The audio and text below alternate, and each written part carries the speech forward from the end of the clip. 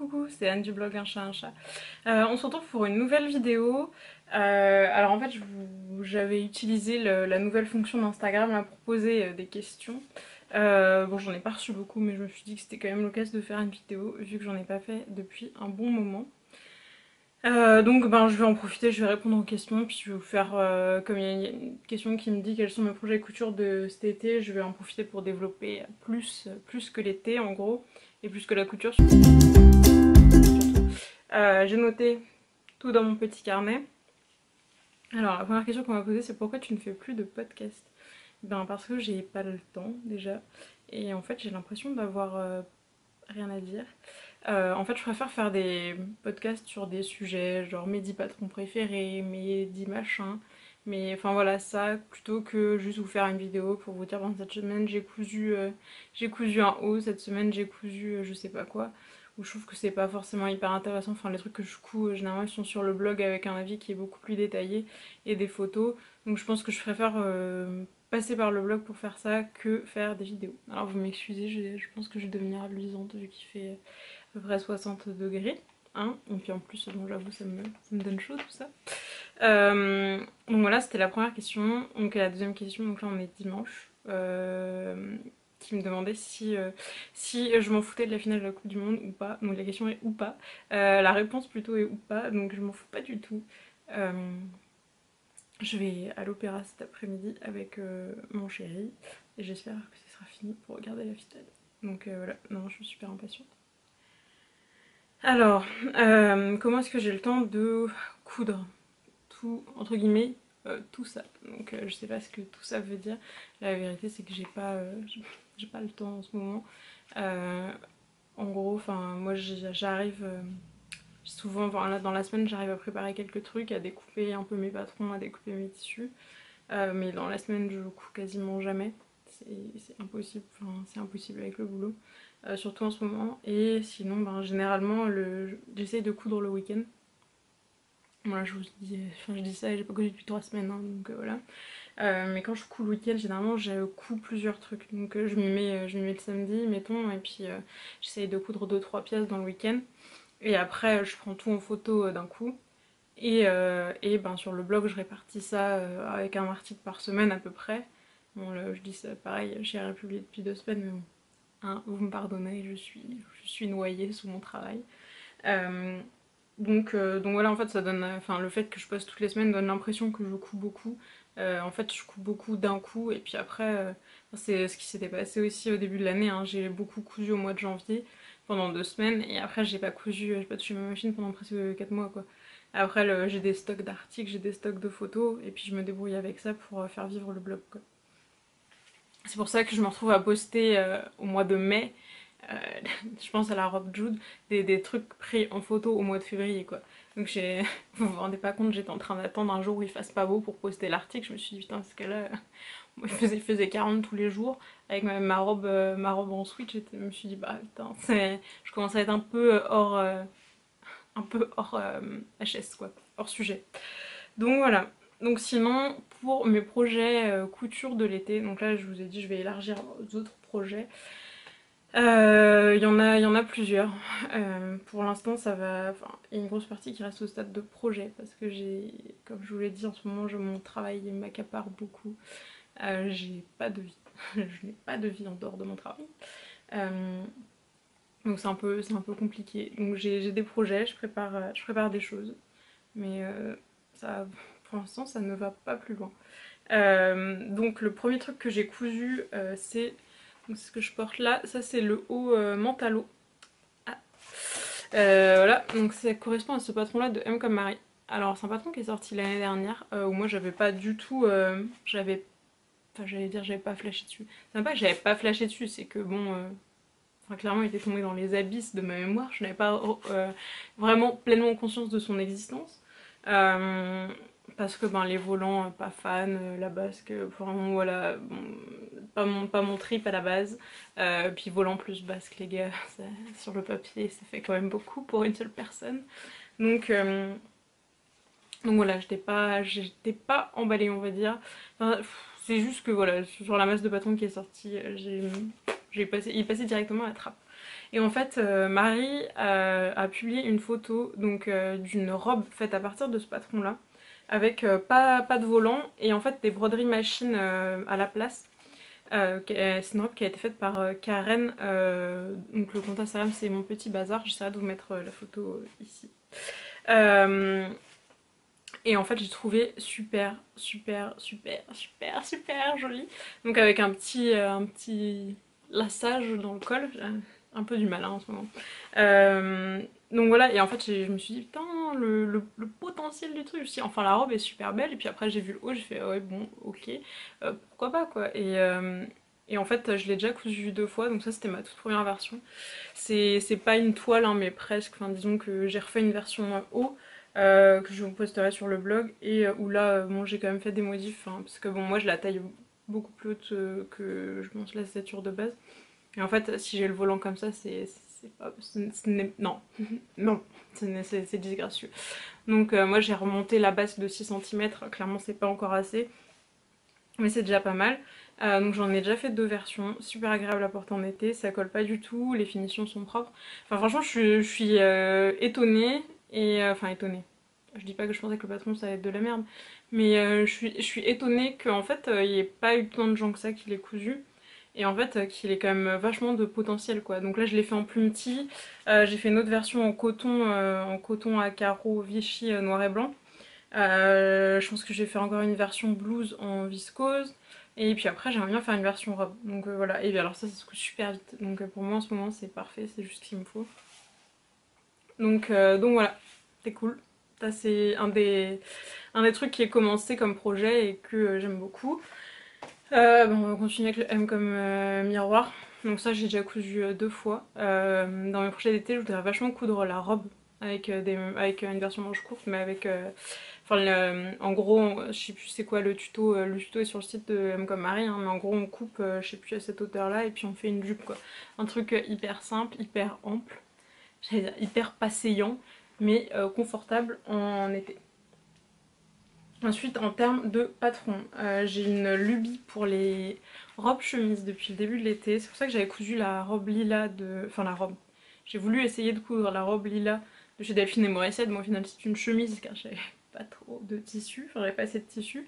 Et puis bon, de toute façon le patron c'était un peu un calvaire, donc je pense que ce ne sera pas l'heureux élu. Donc là je me suis retournée en fait vers un truc que j'avais en tête depuis un moment, c'est sur Grain Line Studio. Donc moi vous savez que je suis une grande fan de la chemise Archer, je dois en avoir facilement 4 ou 5 ou 6. Et en fait elle a proposé une sorte de fusion entre le patron de la chemise la chemise Archer et la robe Alder, qui est une robe chemise sans manches. Parce que moi sans manches c'est pas la peine, enfin je déteste ça. Donc du coup, ben, bon, je me dis, j'aurais très bien pu me débrouiller toute seule hein, pour rallonger la chemise et faire une robe. Mais bon, la flemme, clairement la flemme. Enfin, je suis dans une phase où j'ai envie de coudre, mais j'ai pas du tout envie de réfléchir ou de me casser la tête. Donc j'ai commandé la chemise Archer en PDF. La chemise Archer, oh, je vais pas y arriver. La robe Alder en PDF. Et je l'ai fait imprimer chez Paternity. Donc je sais pas si vous connaissez. Moi j'ai découvert ça avec Ivan Soufflet qui a fait une sorte de mini partenariat pour la sortie de son dernier patron là, avec eux, où il y avait je sais plus 10% quand on commandait un de ses patrons, donc bon moi pas du tout hein, mais en gros j'ai découvert ça avec elle. Donc ça vient du Royaume-Uni, en fait on leur envoie le fichier PDF, ils envoient un devis et puis en gros t'acceptes ou tu refuses. Donc moi je l'ai reçu en 3 jours chez moi, c'était hyper rapide. Par contre c'est imprimé sur du papier un peu voilà, un peu fin quoi, comme ça peut être dans Burda. Moi j'aime pas trop, mais bon, voilà, c'était pas très cher. Donc voilà, donc en gros là j'ai toute la halder, donc peut-être que je ferai la halder, on sait jamais hein. Mais le but c'est de récupérer le bas de la halder pour le coller au haut de la Archer et donc de faire une robe chemise.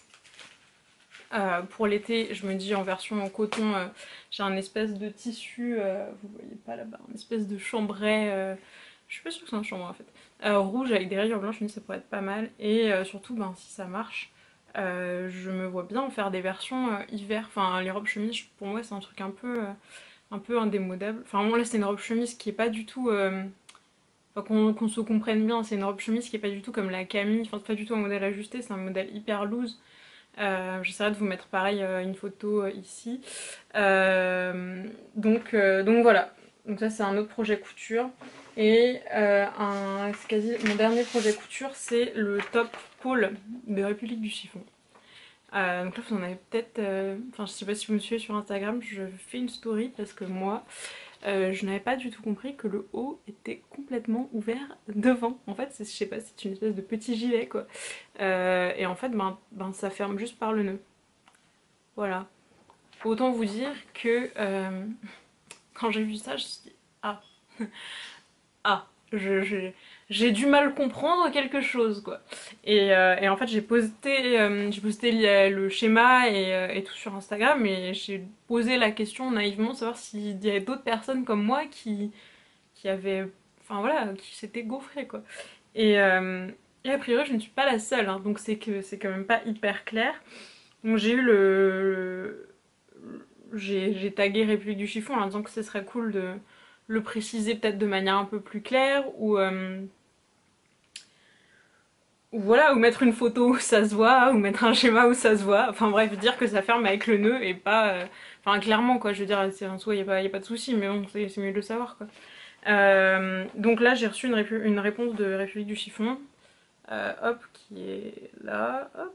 Je vais, enfin qui aurait, ça veut pas focuser mais bon, je vais vous la lire hein, vite fait, qui m'a laissé un peu, bon, voilà, disons que c'est pas forcément la réponse que j'espérais, mais voilà.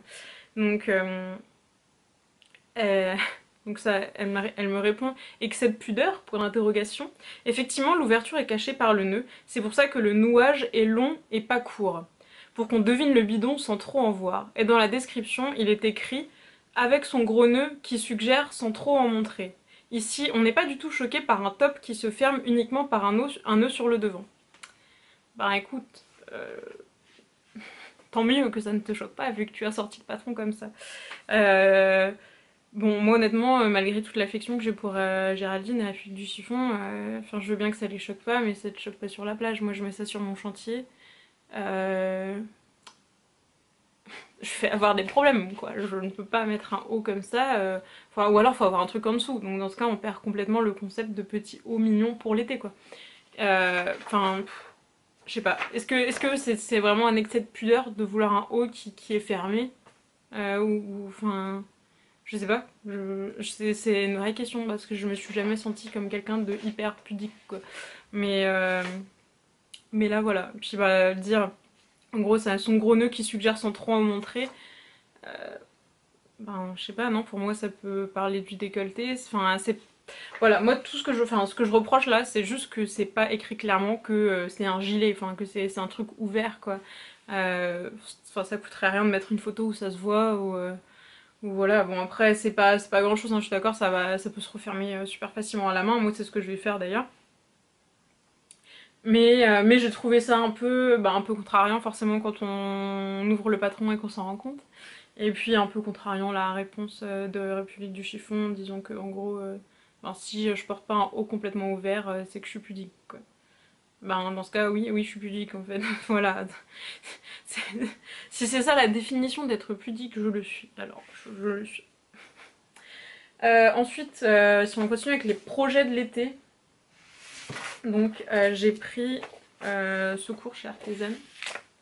Je brode les fleurs avec Martine. Donc j'ai pris, là vous voyez le niveau 3, hein, mais j'ai pris le niveau 1, le niveau 2, le niveau 3. Je trouve les motifs super jolis. Bon voilà comme d'habitude c'est super bien fait. Enfin on a toutes les couleurs des motifs qui sont proposés, tout le détail des points. Là les motifs, donc ça c'est en plus du cours par internet. Je vous avoue que ça je l'ai dû l'acheter il y a un mois et demi. Enfin j'ai acheté dès la sortie, donc je pense que c'était facilement il y a un mois et demi. Que clairement je n'ai toujours rien fait, j'ai pas le temps. Ça c'est partie des trucs en stand-by. Parce que la broderie, bon faut vraiment... Enfin faut que j'ai un patron de base déjà qui soit testé au poil de fion. Parce que hors de question de broder un truc pendant 100 ans pour que ça ait l'air dégueulasse après. Donc du coup, faudrait déjà que j'ai un modèle de base et franchement j'ai pas du tout d'inspiration. Enfin si vous avez des modèles de base pour les broderies, bah dites-moi, parce que moi à chaque fois j'ai envie de broder des trucs, mais je me dis mais sur quoi? Enfin j'ai pas d'inspiration quoi. Donc voilà, donc j'ai commandé ce cours-là, j'ai rien fait. J'ai eu le cours de lettrage au feutre qui m'a été offert par Artisan, j'ai toujours pas commencé non plus. Et sinon, par contre, un autre truc qui m'a été enfin que j'ai acheté en le voyant sur le compte d'Artisan, mais quasiment le jour même ou le lendemain, c'est ce livre-là, le Doodling créatif de Julie Adore. Hop, voilà, donc c'est la méthode simple pour apprendre à dessiner des fleurs. Donc franchement, c'est un super joli livre. Et en fait, si vous voulez, bon là moi je suis encore dans la phase de pas à pas et exercice.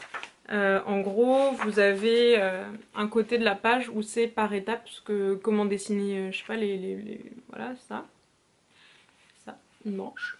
Et de l'autre côté, ben, vous faites, entre guillemets, vous faites vos exercices, vous faites vos lignes, comme quand vous étiez petit. Donc c'est pareil, ben là, voilà, là c'est commandé, c'est le cours, entre guillemets. Et puis là, ben, c'est ce que vous dessinez. Donc franchement, je trouve ça super. Enfin, c'est bien fait et puis ça permet franchement de bien se détendre. Enfin, moi je trouve ça super relaxant à faire. Bon, après, c'est recommandé de dessiner au moins 20 minutes par jour, donc clairement, hein, c'est pas possible. En fait, quand je l'ai acheté, j'étais pas encore dans une grosse période de rush au boulot, donc je pouvais me permettre de faire 10 minutes un peu tous les soirs. Et je le faisais et franchement, c'était super relaxant, c'était cool. Là en ce moment, c'est pas du tout possible. Donc généralement, ben, je me prends une heure le week-end pour faire une page. Voilà, donc autant vous dire que il me reste ça de pages. J'en ai jusqu'à l'année prochaine, facile. Non, non, mais après voilà, c'est super. Je me dis que ben, c'est sûr, si on dessinait tous les jours, je progresserais plus vite. Mais là, bon, ça reste plaisant de faire ça une heure par semaine. Donc je pense qu'on en est à peu près là, niveau projet. Pour l'instant, je vois pas trop d'autres choses. Enfin bref, donc voilà, toujours est-il qu'il y a du boulot et il n'y a pas beaucoup de temps pour le faire. Donc en ce moment, ben, voilà, tout est un peu en stand-by. Bon, il y a tous mes voisins qui écoutent la musique à fond, qui sont garés dans l'allée. Donc super. Je vais vous laisser alors. Gros bisous!